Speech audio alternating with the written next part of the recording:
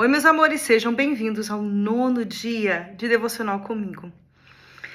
Hoje, no dia 9, eu vou falar de Deus nos processos. Eu queria que você abrisse a sua Bíblia comigo em Eclesiastes 3, versículo 1.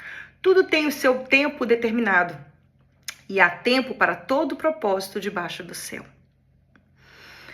Quando eu vi ontem que eu ia ter que gravar esse vídeo hoje, eu pensava de todas as formas como que eu poderia falar sobre processos. E é interessante que muitas vezes quando você está no meio de um processo, que é o meu caso, falar sobre ele muitas vezes é muito complicado, porque pode se tornar uma coisa muito... Em inglês tem uma expressão, me, myself and I, é só sobre eu mesmo. E eu não quero falar só de mim. Eu acho que processos, eu tenho que te ajudar a cruzar a ponte, não a ficar olhando para a ponte. Eu não quero que você fique olhando para o processo, eu quero que você olhe para o Deus que está no seu processo.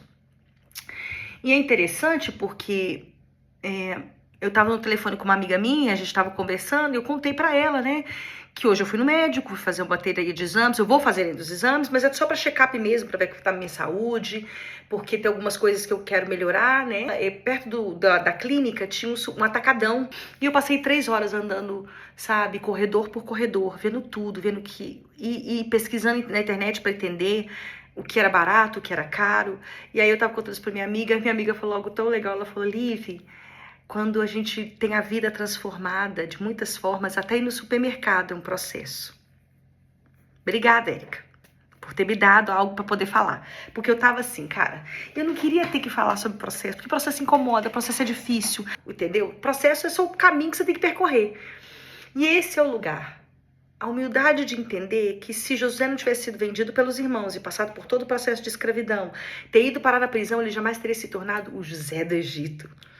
Se a gente não entende e não presta atenção na própria história de Moisés, que com todas as dificuldades se tornou Moisés, Davi, presta atenção em Davi, gente, não tem outro ser humano. E nós, como filhos pródigos que precisamos da graça de Deus, temos que entender que o processo é parte do nosso amadurecimento. Muitas vezes o processo ele vem de maneiras dolorosas, como um luto, uma perda, um divórcio, uma mágoa, uma decepção. A ausência de um pai ou de uma mãe, ou muitas vezes a rejeição de quem você ama, a rejeição de um filho. O que a gente pode fazer quando a gente lida com todas essas coisas? Eu aprendi uma coisa, eu acredito realmente que Deus dá cura instantânea em muitas áreas da nossa vida, mas eu acredito que muitas vezes Ele nos convida a um processo, seja o processo de perdão, de cura, de restauração, de amadurecimento, de crescimento. E tudo que a gente vive é para que a gente aprenda a ser melhor. O problema é o nosso foco diante do processo. Será que seu foco diante do processo é reclamar, murmurar e se sentir frustrado, sem entender que há tempo para todas as coisas determinado por Deus mesmo? E que se hoje você vive algo que é difícil... Eu estava até brincando com minha mãe esses dias, falei que se minha avó estivesse viva, eu não ia estar passando metade dos meus problemas. Só que hoje eu tenho a maturidade que eu não tinha naquela época. Então hoje eu lido com as coisas de uma maneira que talvez naquela época eu não conseguisse lidar. Então é interessante porque a gente tem as lutas de acordo com a nossa maturidade, com a nossa capacidade. E quando a gente se torna incapaz, o Senhor entra, o psicólogo entra, o pastor entra, a igreja entra, os amigos entram, Deus traz, porque Deus não é um Deus de processos sozinhos. Ele é Deus de um processo de comunhão e relacionamento. Até quando ele levou para a caverna Elias, ele estava com Elias. Ele só esperou o momento certo para falar. Eu tenho um curso online que chama Estações Espirituais. Eu falo sobre todas as estações da vida, comparadas com as estações mesmo que nós temos. Primavera, verão, outono, inverno e a transição. Eu acredito que a transição é uma das maiores realidades de um processo. Para a gente se tornar, nós temos que viver. E para viver é um processo que não adianta a gente fugir. E a transição, muitas vezes, é cruzar uma ponte que te leva para esse lugar. A ponte, ela não se parece nem com o lado de cá, nem com o lado de lá. A ponte é um lugar, é a transição e ela é necessária para a nossa vida. Se a gente para na transição porque a gente está frustrado porque não tem o passado, como é que você volta? Você já não é mais o mesmo. Eu acredito que se a Terra não sofre choque térmico que ela precisa, como as águas de março fecham o verão, já dizia Tom Jobim, se as águas de março não fecham o verão, a Terra sempre vai continuar vivendo em verão. E ela nunca vai se abrir para o outono que é necessário para a vida dela. Só que excesso de verão vira deserto, né? Já pensou isso? Que excesso de verão, só ter o verão na tua vida faz com que a Terra morra. Todo mundo precisa parar. E o processo muitas vezes é o início da parada. As águas de março que encerram o verão e dão para a terra o choque térmico que ela precisa para se abrir para o novo. É cruzar a ponte. E essa ponte, às vezes, não vai ser uma ponte fácil. Vamos fazer alguns exercícios de reflexão? O que Deus pode estar trabalhando na sua vida através desse desconforto que você sente? Eu vou falar sobre esse desconforto usando o meu exemplo pessoal. Hoje, para mim, foi muito difícil gravar esse vídeo. São quase meia-noite e eu tô aqui pensando, Deus, eu não queria ter que gravar um vídeo de processos. Eu queria poder falar muito mais sobre, olha, Deus nos processos é nota 10. Só que, na verdade, Deus nos processos, muitas vezes, vai ser ele falando, ele vai ser tá andando assim, ele te empurra do penhasco. Vai!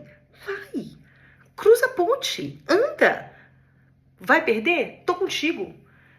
E é muitas vezes duro, porque eu vivo hoje um processo de uma perda que eu não escolhi, que eu não fiz nada de errado e que eu não merecia. E eu lembro que Deus me levou para ler José e eu tive um embate com Deus, porque eu falava, Deus, mas não faz sentido. E Deus fala, faz. Porque para você dar para a terra aquilo que ela precisa, você precisa estar nela e compreender o que você realmente é e a sua capacidade. A gente só sabe a nossa capacidade quando a gente não tem onde esconder. Você tem perseverado ou você tem permitido que o cansaço, a exaustão, a mágoa, a tristeza roubem a sua esperança do amanhã? Porque eu vou falar uma coisa que é bem difícil e bem profunda. Eu realmente hoje acredito que Deus me trouxe para o Brasil. E demorou muitos meses para eu entender. Porque só quando eu estive no Brasil eu vi há quanto tempo eu estava exausta de lutar sozinha. Eu tenho uma igreja maravilhosa, uma pastora maravilhosa, amigos incríveis, mas é um fato, eu andava muito sozinha. E Deus, na sua misericordiosa graça, me arrancou dos Estados Unidos e me trouxe de volta para o Brasil, porque eu precisava do Brasil. Mas aí o processo de cruzar a ponte e entender que o Brasil é bom, olha, filha, que pontezinha, viu? Abençoada de Jesus, que nem fala. Um exercício prático que eu quero que você faça, pegue papel e caneta. Como eu sempre digo, separa um tempo. Eu quero que você escreva no seu caderno. Essa fase não é eterna. Em seguida, descreva o processo que você está vivendo hoje. Às vezes vai ser difícil escrever, porque é tanta coisa acontecendo e quando você está exausto, a gente tem uma dificuldade de pôr tudo. Mas eu quero te pedir uma coisa. Escreve a honestidade do teu coração. Só escreve o que vier. Não existe um defeito, não é um exercício para você ganhar nota 10. É um exercício da honestidade do teu coração. Eu quero que você ore entregando as suas emoções, seus medos e essas expectativas para Deus, pedindo força e graça para você perseverar até o fim dessa estação. Eu vou falar uma coisa que eu escrevi no devocional. Confia, porque Deus está te conduzindo. Eu realmente acredito que se hoje você está aqui assistindo esse devocional, é porque Deus quer dar essa palavra de encorajamento para a tua vida. Encorajamento para que você realmente possa cruzar a ponte de cabeça erguida. Porque eu vou te falar uma coisa, eu não tenho preocupação com a minha reputação. Eu tenho muito mais preocupação em não cruzar a ponte, porque eu tive medo, vergonha, cansaço, exaustão. Eu peço, Deus, me dá força, me dá graça.